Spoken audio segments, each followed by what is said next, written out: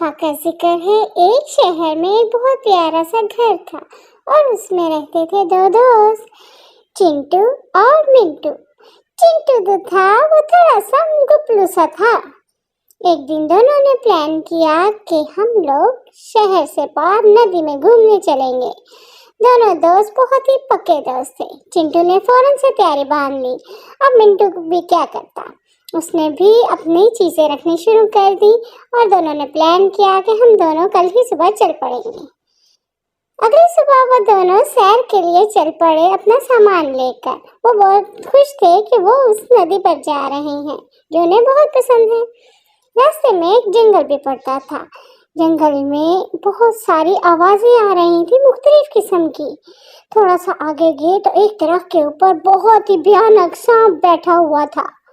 تھوڑا ہی آگے گئے تو ایک اور بہت ہی خطرناک قسم کا جانور بیٹھا تھا۔ وہاں پہ بہت ہی زبردست موٹے تازے سے کیکڑے بھی تھے جن کو دیکھ کر وہ بہت ہی ڈر چکے تھے۔ تھوڑا سا آگے گئے تو کیا دیکھتے ہیں، ایک انسانی پنجر بھی پڑا ہوا ہے زمین پر۔ اس کو تو دیکھ کر ان کی جان ہی نکل گئی۔ دونوں ایک دوسرے کو دیکھ کر ہنسنے لگے کہ یہ کیا، ہم تو اتنا ڈر چکے ہیں، ہم آگے کیسے جائیں گے۔ ابھی یہی باتیں کر رہے تھے کہ انہیں ایک بھالو کے دہاڑنے کی آواز آنے لگی۔ یہ آوازیں سن کر تو انہیں اور زیادہ خوف آ گیا۔ ان کی ہنسی رک گئی اور وہ خوفزدہ ہو گئے۔ انہوں نے دیکھا کہ دور ایک بہت ہی بڑا سا بھالو آنکھیں نکال کر زور زور سے دہاڑ رہا ہے۔ وہ شاید ان کو کھانا چاہتا تھا۔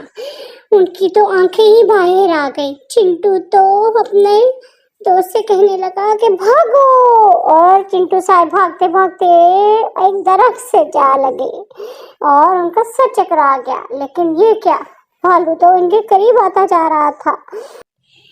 کیونکہ بھالو بہت ہی موٹا تازہ تھا، اس لیے چنٹو تو بہت ہی ڈر گیا اور منٹو صاحب دوسری طرف بھاگے۔ لیکن یہ کہ آگے تو بہت ہی زیادہ جھاڑیاں تھیں جن کی وجہ سے منٹو آگے نہیں جا پا رہا تھا۔ اس لیے وہ چنٹو کے پاس آیا اور دونوں ایک دوسرے کے گلے لگ گئے اور سوچا اب ہم کیا کریں، یوں تو بھالو ہمارے قریب آ جائے گا اور ہمیں کھا جائے گا۔ منٹو کو ایک ترکیب سوچی، وہ فوراً سے درخت پر چڑھ گیا تاکہ اپنی جان بچا سکے، کیونکہ وہاں ہوتے ہوئے بھالو اس کو کھا سکتا تھا نا۔ چنٹو نے جب یہ دیکھا تو وہ پریشان ہو گیا کیونکہ اس کو درخت پہ نہیں چڑھنا آتا تھا اور وہ بہت ہی موٹا تھا اور وہ اکیلے درخت پر نہیں چڑھ سکتا تھا منٹو کی طرح۔ چنٹو نے منٹو سے کہا بھائی ذرا سا تھوڑا سا نیچے ہو اور میرا بھی ہاتھ پکڑ لو تاکہ ہم دونوں اوپر جا سکے اور بھالو ہم دونوں کو نہ کھا سکے۔ منٹو نے جب یہ سنا تو کہا اوہ سوری بھائی، میں اگر نیچے کی طرف آؤں گا تو بھالو آ جائے گا اور مجھے بھی کھا جائے گا تمہارے ساتھ ساتھ۔ چنٹو نے دیکھا کہ میرے دوست نے تو میری مدد نہیں کی اور بھالو میرے قریب آتا جا رہا۔ اتنے میں اچانک سے اس کے ذہن میں اپنے ٹیچر کی بات آئی کہ بھالو جو ہیں وہ مردہ لوگوں کو نہیں کھاتے۔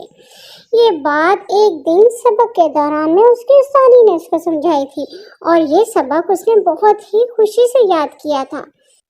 اس نے ٹیچر کی بات پہ عمل کرتے ہوئے فوراً سے ارادہ کیا اور زمین پر لیٹ گیا۔ اس نے فوراً سے اپنی آنکھیں بند کر لی اور بالکل مردہ حالت میں ہو گیا تاکہ جب بھالو اس کے قریب آئے تو وہ اس کو مردہ سمجھے اور نہ کھائے۔ شاید یہ اس کا خیال تھا کیونکہ ٹیچر نے تو یہی بتایا تھا۔ تھوڑی دیر گزری، بھالو اس کے قریب آیا۔ اس نے دیکھا یہ تو ایک مرا ہوا آدمی ہے کیونکہ چنٹو نے سانس روک لیا تھا۔ بھالو تھوڑی ہی دیر بعد اس کو سونگھتا ہوا سائڈ پر چلا گیا کیونکہ وہ کسی بھی مردہ کو نہیں کھاتا تھا۔ یوں تھوڑی دیر بعد منٹو بھی درخت سے نیچے اتر آیا کیونکہ اب بھالو دور چلا گیا تھا۔ چنٹو کے پاس آ کر منٹو نے پوچھا کہ بھالو نے تمہارے کان میں آ کر کیا کہا تھا آ کر کہ تمہیں چھوڑ کے چلا گیا؟ یہ سن کر چنٹو ہنسنے لگا۔